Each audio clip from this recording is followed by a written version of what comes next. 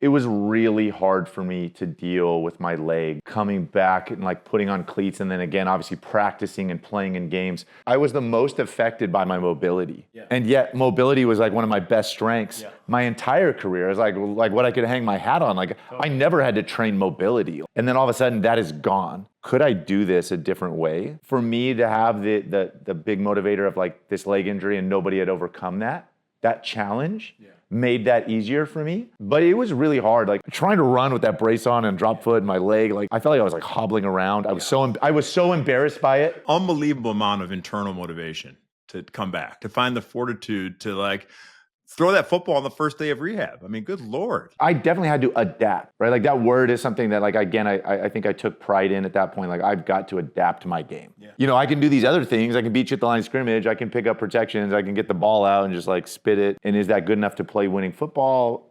But I'm like diminished.